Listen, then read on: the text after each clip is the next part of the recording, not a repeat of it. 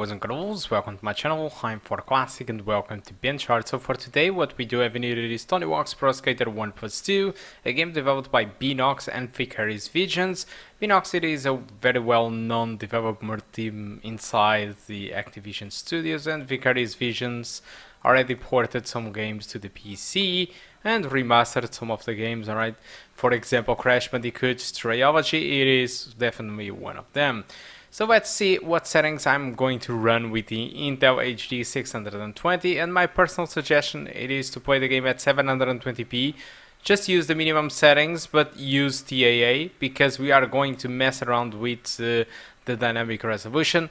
And this game, strangely, for Intel, it supports dynamic resolution, so I decided to set the dynamic resolution to target 60 frames per second, with the possibility of using 50% of resolution scaling if needed.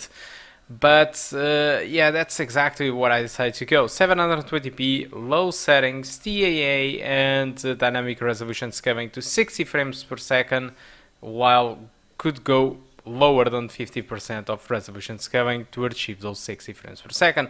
So looking to the requirements, there are no specification in here for the Intel HD 620. So moving on to the results. And so the results just tell us that we got an average of 56 frames per second with a maximum of 71, but unfortunately the minimums were below 30 frames per second. So I have noticed some weird stuttering going on while traversing the map. It is a big one though, but it quickly goes away anyway. So overall your experience will be above 30 frames per second, but although it is pretty variable depending on the map or where you are looking for, but it is more than playable. Don't forget to have your memory kits at dual channel, because if you are using single channel your performance will have a massive hit anyway. So let's talk now a little bit more about the game.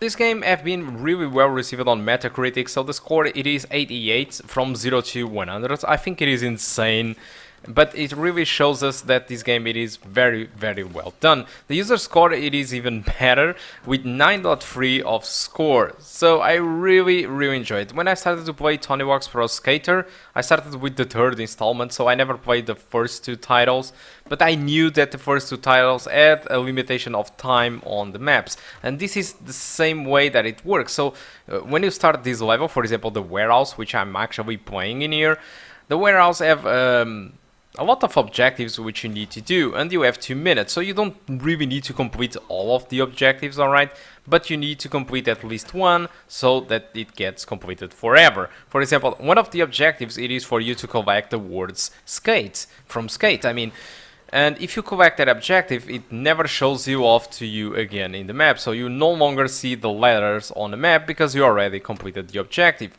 So to unlock the next levels, yes, you heard it right, it is unlocked, because when you start the game you just have the warehouse from Tony Hawk's Pro Skater 1 and also the warehouse from, not the warehouse, I guess the hangar from Tony Hawk's Pro Skater 2, and to unlock the rest of the maps you need to at least complete one or two, I mean I think it is 3 or 4 objectives to unlock the next map. So every time you start the game even gives you some hints how to complete those objectives. So pretty good stuff. I really like the challenges because it gives you a reason to play the game. But if you are asking yourself if you can free ride throughout the maps or the levels, yes you can. There is a mode which you can select in game which allows you to just free travel through the maps without any time limits, but obviously you can't do any objectives in there, so the objectives get completely disabled. If you want to complete the objectives you need to go through the challenge of the 2 minutes. The game even supports online, and I think one of the biggest features of the game it is really a map editor in game, which means that you can create your own parks and have an unlimited fun. I think that is insane. A lot of games have been adding this kind of stuff, and I think for people that really love Tony Hawk's and want to create custom parks, I think it is a huge deal in my opinion. Especially because we didn't add a good Tony Hawk's Pro Skater game in years, because the latest installments were really a crap, honestly. So what more can I tell? So I mean, the soundtrack it is really a love letter to all the Tony Hawk's Pro Skater fans.